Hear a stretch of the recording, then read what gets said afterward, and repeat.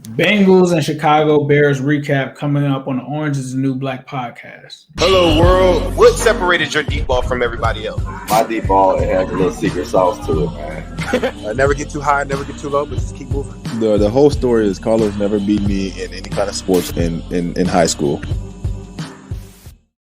Welcome to the Orange is the New Black podcast. I'm your host, Ace Boogie, joined by my co-host, Zim. Zim, say what's up.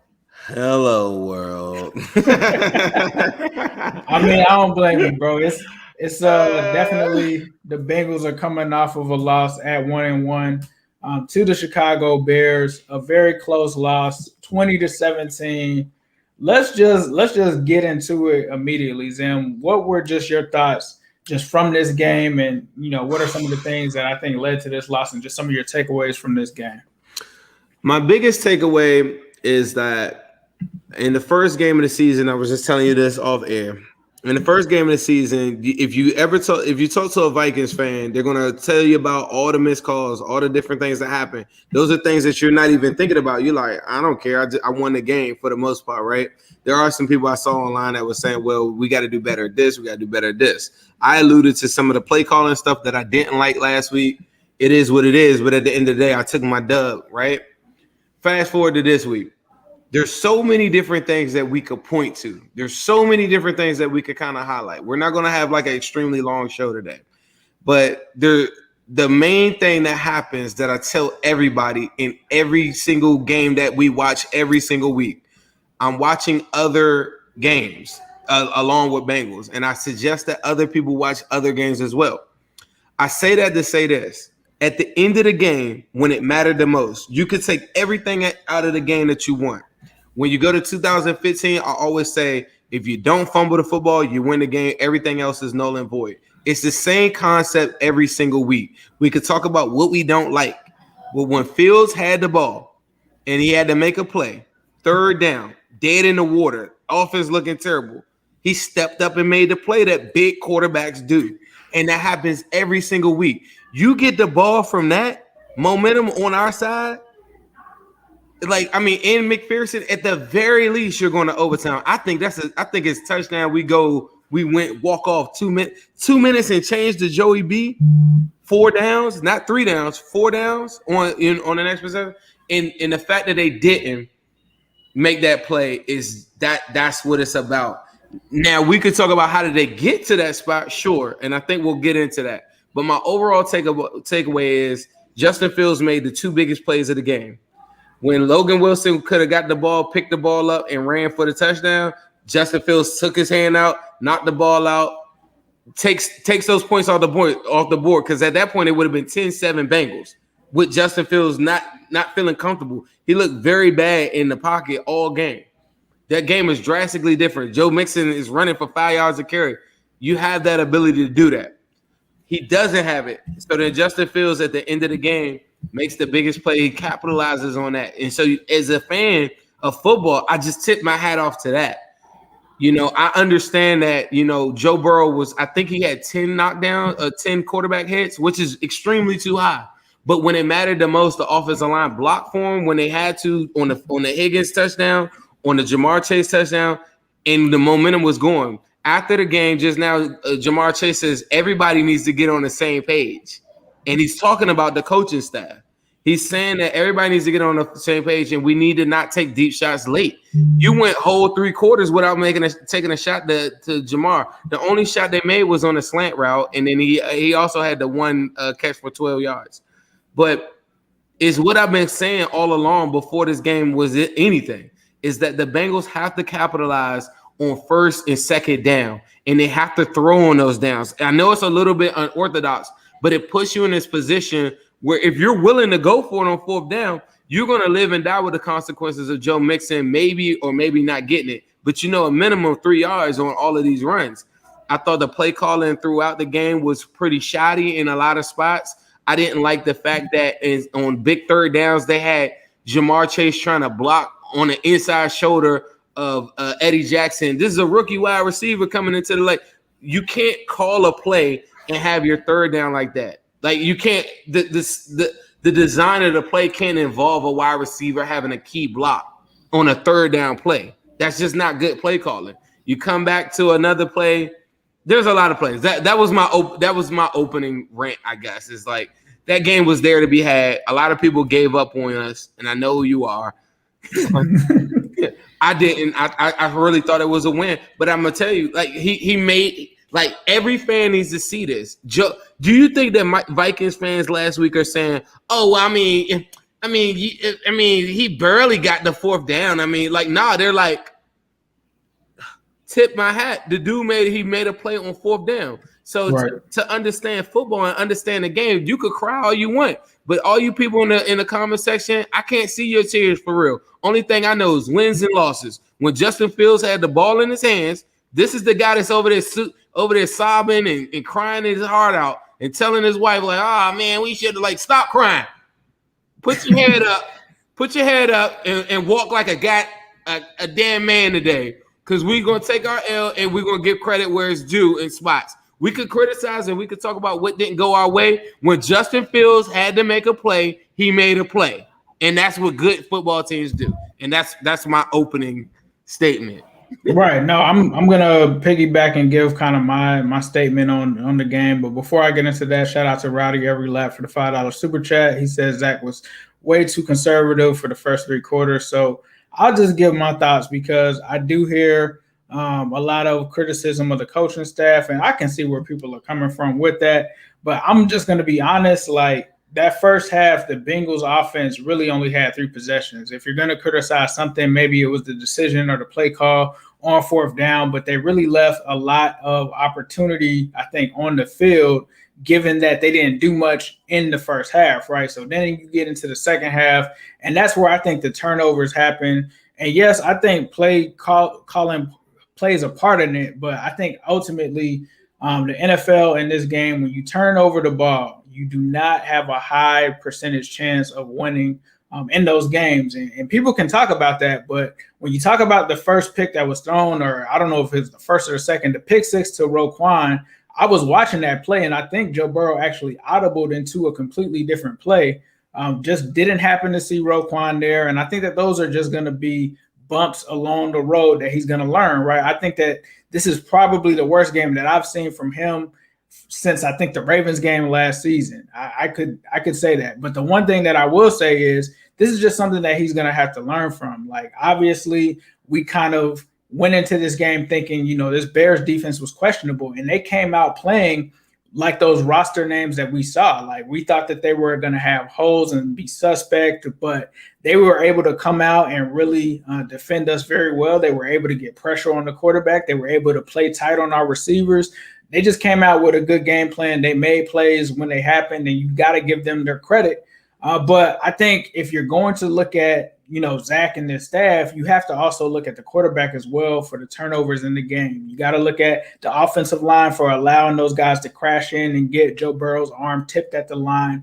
And you just got to look at it from that point, because I can't sit up on AFC North Talk and talk about Baker throwing a pick at the last minute and then just make up excuses for Joe Burrow. And I'm not going to do that. I don't think that this is who he is. I think that he's going to bounce back.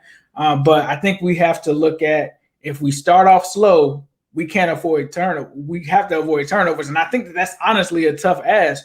So what cures that? I think an offense that consistently scores and helps out your defense.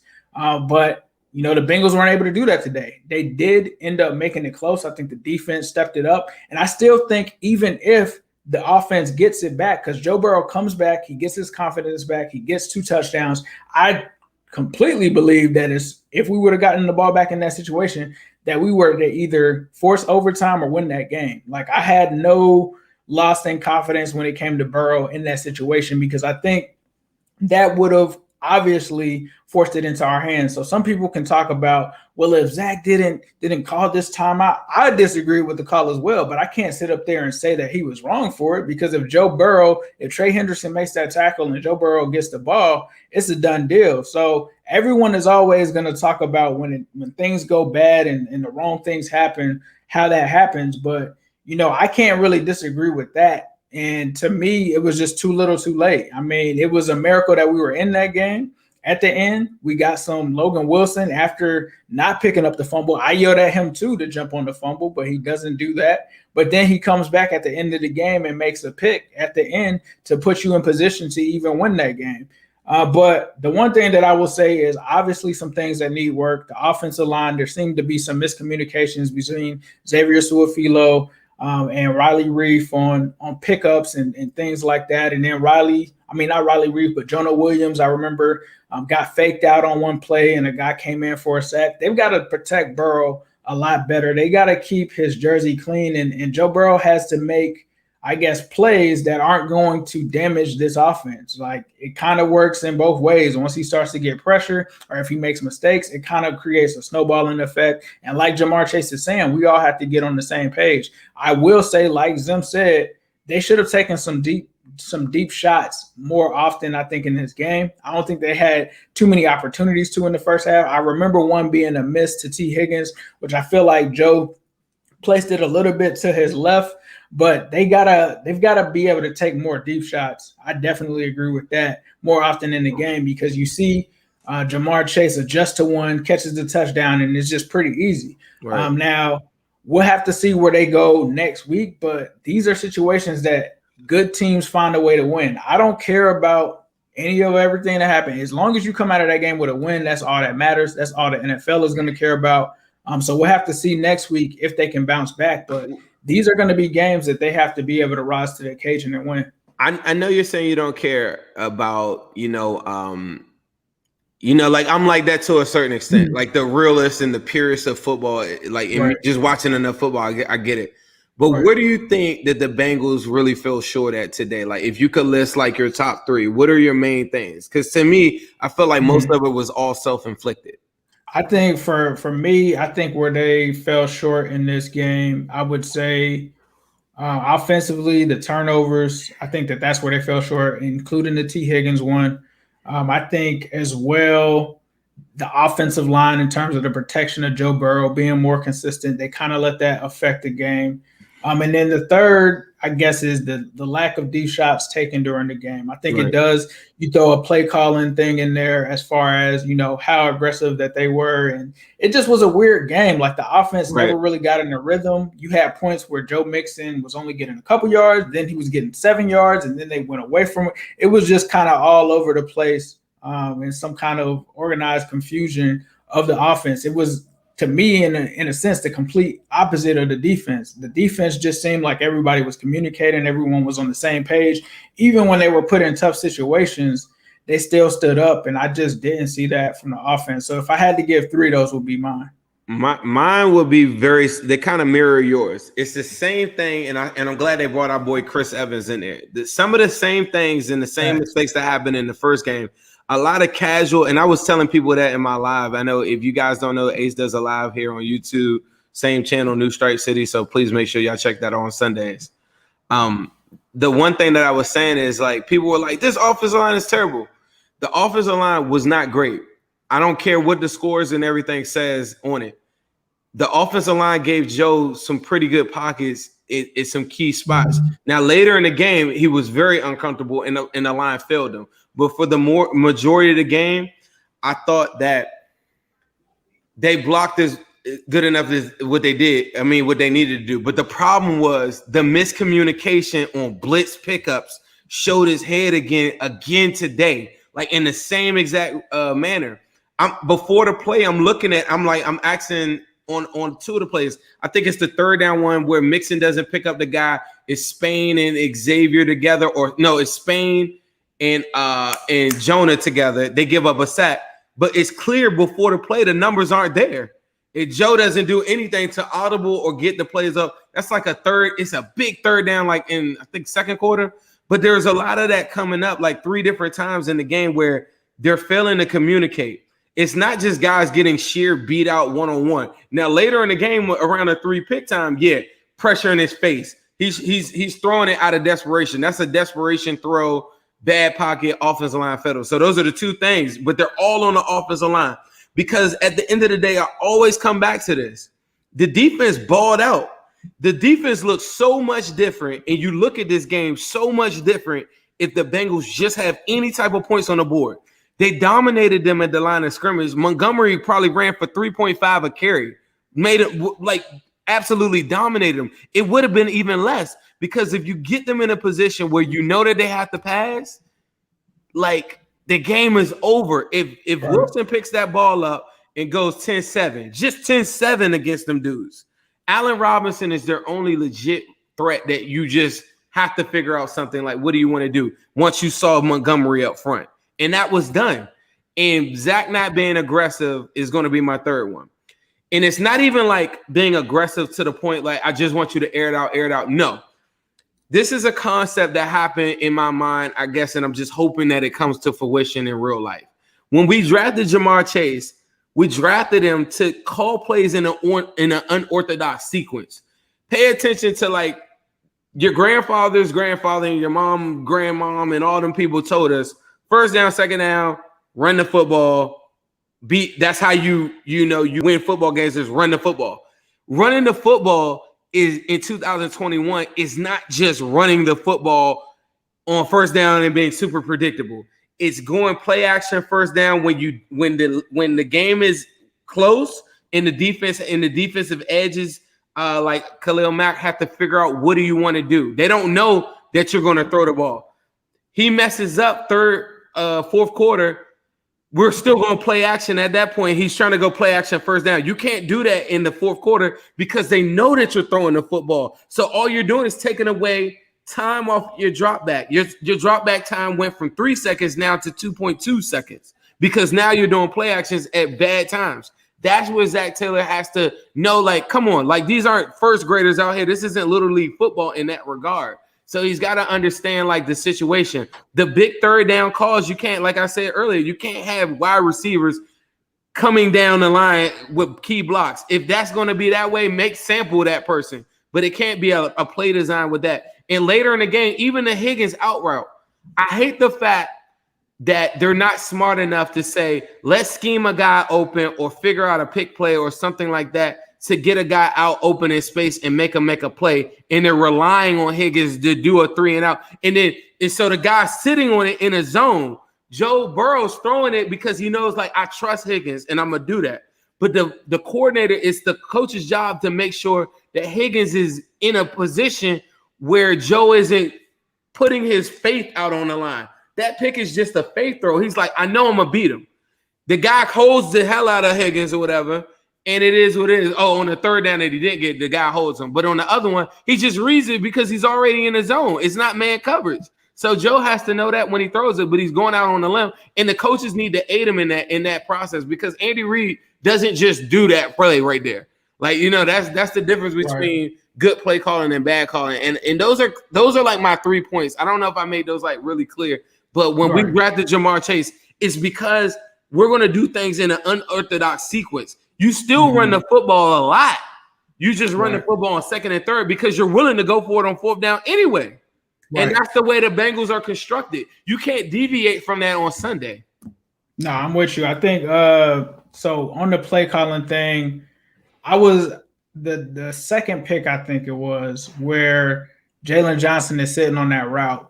That is definitely, I think, where play calling comes into play because I remember them trying that earlier in the game, and I was like, it wasn't there. There was no separation, and you kind of went back to it again. So I get that one.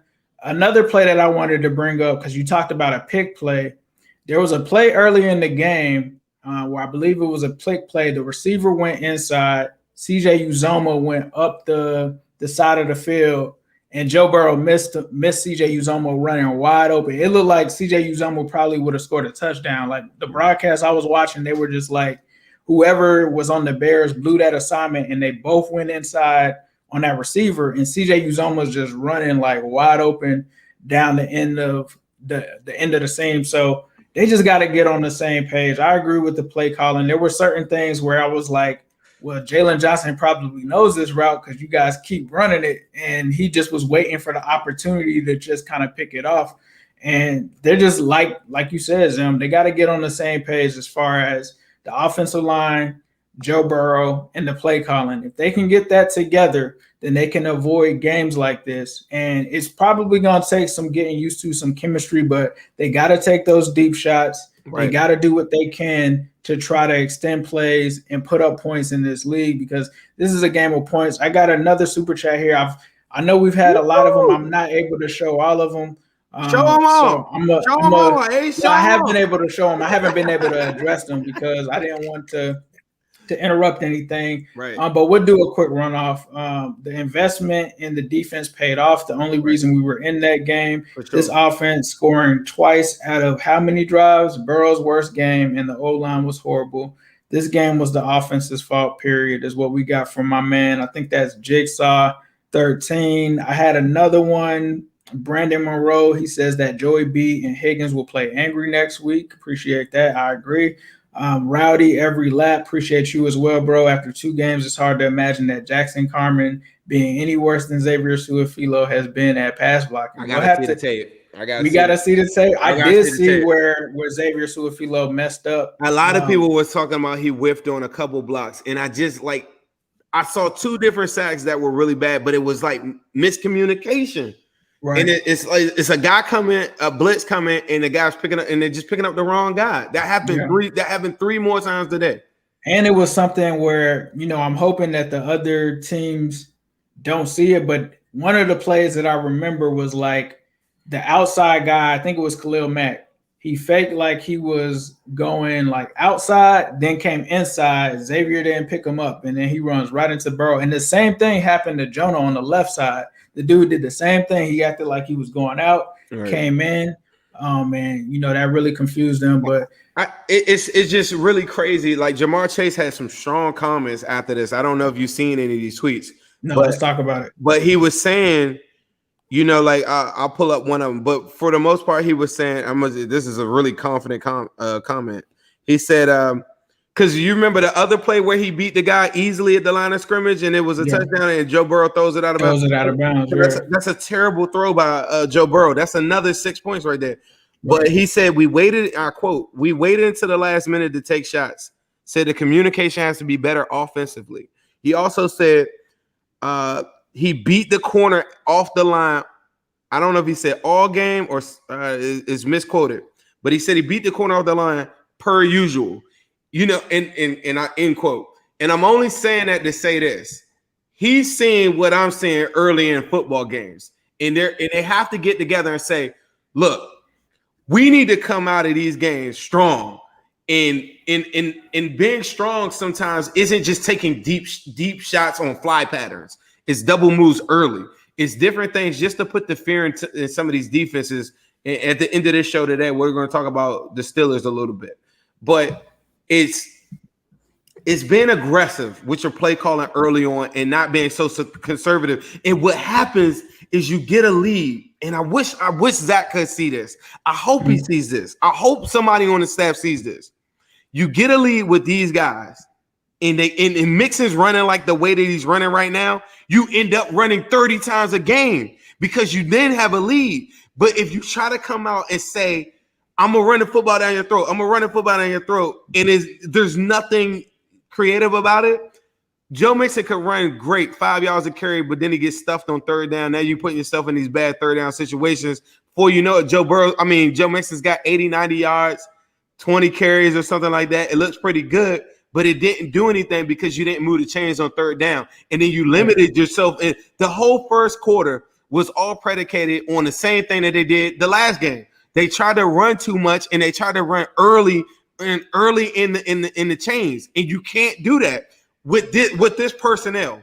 They have to go up on people, or at least put fear in people and move the ball down the field on people. And what it'll do, and they'll see this, is that it's going to put them in a position later in the game, like third and fourth quarter. Say that game's tied. Joe Mixon is going to take over, and it's going to be like 30 carries. He's going to go crazy. But they can't see it yet because they're coming out and saying, let's help Joe Burrow out. You want to know how you can help Joe Burrow out? Let him get some of that deep stuff early. Let him get some of them deep things out of his thing. So he's locked in. Get him some easy stuff early on to give him the ball, like get him some completions early. So he sees that, keeps the defense honest. Then later in the game, the defense going to hold you down. We get down to the end of this bad boy. I'm telling you, Joe Mixon is going to wear people out because the defense then at that point is still like, well, we don't know if they're going to throw or pass. Now the play action now makes sense on first down. Now the play action makes sense on second down late in the game. But you can't do that down 14, 17 points. What are you thinking, son? That's what I want to tell Zach. I hope he's watching. It's like, what are you thinking? The one thing was how many targets did Jamar Chase even have? Like, I felt like after he made the third down play, it wasn't until T. Higgins goes out of the game that he's targeted again. And I think that was another mistake. Like, Jamar Chase needs to be a part of this game plan. They're saying that the game is close. I know what they're thinking, and I wish I could channel. That's why I tell people to get in this get in these lives and be positive, because I swear to goodness, I just need to channel this energy. Somebody in here going to watch this that knows Zach Taylor, and they're going to say, like, I know what he wants to do. The game is within reach. There's no reason. He's thinking, this is what he's thinking. The game's within reach. I have no reason to just air it out. Yes, you do. You need to get up on people and keep them honest and scare the living daylights out of them. The Bears don't want no smoke with none of the MIGOS. They don't want none of that. You make their job so easy. So then all they got to do is make plays on third down. Make them make plays on first down and scare the living daylights out of them so they think twice about coming up to run support on Mixon. That's the key to everything this whole season. And then you'll end up getting run plays. And then you'll have extension of the run game by dumping it off the Mixon. There was critical points in this game. Mixon, Joe Burrow needs to take Mixon out in the flat, and he doesn't do it. You know, like he's like Chris Evans, man. Chris Evans. Chris Evans is the key to everything too. Chris Evans is a major key.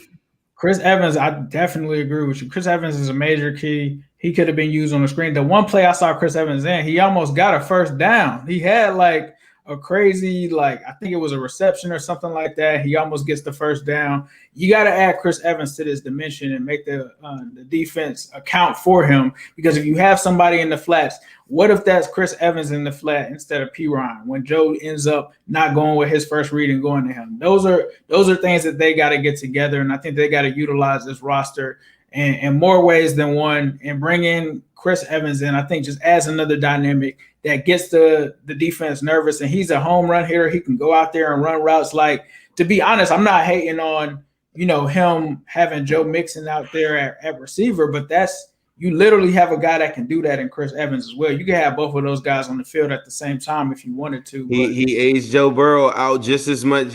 Chris Evans is the anchor to making this whole thing pop. They cannot be afraid to make this thing happen. I know he's a rookie. I think they wanted to trust P. Ryan in pass support. But what has P. Ryan done in these first two games? He's whiffed on a couple blitz protections and caused Joe Burrow to get hit. So once you know that, you say, okay, well, I have a better athlete right here in Chris Evans. What does Chris Evans represent? Chris Evans represents the liaison point to make sure that Joe Mixon doesn't get ran into the ground by the time that we're trying to make a playoff run. You keep him fresh by giving Chris Evans 5 to 6 carries a game. Any of the pass plays, boom. If he could just pass protect, when we interviewed him on it, I said, the only thing you got to do, bro, is work on your pass protection, because as a runner, you're already far and above, being super dynamic above P. Ryan. P. Ryan offers this team nothing if the game isn't like in a wear down situation. Like if he's going to be whipping on pass protection. And what else does Chris Evans do? He gives Joe Burrow another point of contact to say, I'm going to dump off to you. You're going to be my emergency guy, and I don't have to go on these deep dropbacks and feel like I have to make a play all down the field. But Chris Evans has to come out there and they got to leak him out, wheel routes, different things like that, and get him involved in the pass game and make defense fear him, because he's a big-time weapon. There is not any other football team in the National Football League right now. I'm watching running backs just pop up on fantasy out of nowhere. Like, these guys are getting utilized. Zach and them cannot be afraid to utilize talent. We know talent. When Chris Evans got his snaps out there today, he made it do what it do. One reception for 14 yards. That was the only reception. That's all you need to see. Go. If P. Ryan isn't doing what he's got to do in pass protection, there's no reason that he should be out there spelling Joe. Chris Evans is the reason how Joe Mixon is going to stay fresh, and he's also an extension of a run game, and he's also the reason why you don't have to put Joe Burrow in harm's way. If the pass rush wants to come, cool. I'm going to let Chris Evans leak out, and I'm going to take my shot one-on-one every time with him. And then when you want to come out there to do that, now all of my wide receivers are open. This is simple. This is pee-wee football stuff here. This isn't like I'm some genius. This is regular stuff. Your best players have to play. So that's why people come in the comments now. They're saying, well, let's get Xavier Sula-Filo all day and Carmen. I don't know. I need to see the tape. But I do know that Carmen athletically and size-wise offers a lot more. So if Xavier Sula-Filo isn't doing what he's got to do, then it is what it is. And you might have to take that next step coming up. I don't know that yet.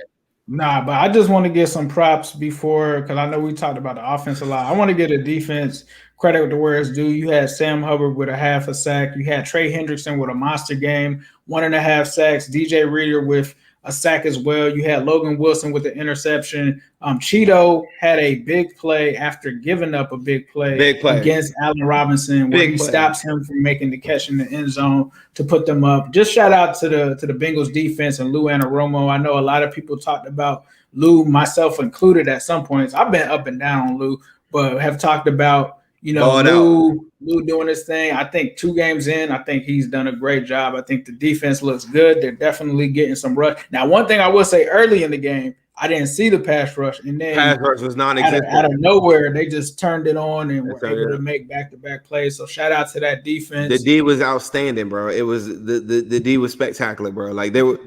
If that team, if the Bengals are up in that game, I think you see the sacks and stuff. But without a Myles Garrett level talent, you're not going to get that from down 17 points. That's the part that I just watch. We watch football too much, bro. Like we know, people don't understand what we're saying. Like, you know what I'm saying? Like you need a Myles Garrett level talent if you want to wreck a game like that. The only other way you can wreck a game like that is to make the opposition pass the ball. It be clear as day that they're passing the ball. If they're playing with a lead, the edge can't cheat in. He can't cut in like that, because what is Montgomery going to do? He's going to bounce it out and go house on you. So you can't do that. But if you get them down, you get Dalton down, I get Fields down, I feast. But that's what scoring points does, and I just want people to understand. No, and they're telling me I gotta pause the D, so I'm gonna pause the D. Yeah, that's all good. That's all good. Well, next week we're taking on the Steelers. So me and Zimba come to you guys with a pregame sometime this week. TJ Watt, something to monitor. TJ Watt exited that game with the groin out 1 to 3 injury. weeks. So that could be huge for the Bengals. He's not playing next week. He's out. That means him and Stephon Tua could be out. Bengals got to take advantage. Joe Hayden out too. Joe Hayden too? Okay, so yeah. No excuses next week. Hopefully, we'll have to see once the injury reports come out. Hopefully, nobody on the Bengals is nursing any injuries or anything like that. Trey Waynes, it'd be interesting to see whether he's going to be in or not. I could think of a couple of plays where Trey Waynes, if he was there, could have potentially changed. I don't want to be the woulda, shoulda, coulda guy, but you just have to be thinking in your mind when you see guys miss tackles, that Trey Waynes probably could have done something there. So we'll have to see. There's going to be a lot of that. We're going to be saying that about outside. And if this pass rush, the Bengals have to get a lead. Hendrickson is a very good player. Hubbard is a very good player, but they don't offer what I'm looking for from the edge position unless I have a lead. I need freaks. I need people that's going to go out there and do something crazy, and that's not going to happen. But like I said, I just want to close out my last statement. You can say whatever you want to say. At the end of the day, it's not a woulda, coulda, shoulda. You're just saying the different points on different things that we probably need to get better at that spot. That the pass rush has to get better. Hodge has to show up. Like, what did you do all that in the preseason? You're not showing up now. So there are different things that have to happen. But I'm going to tell you this.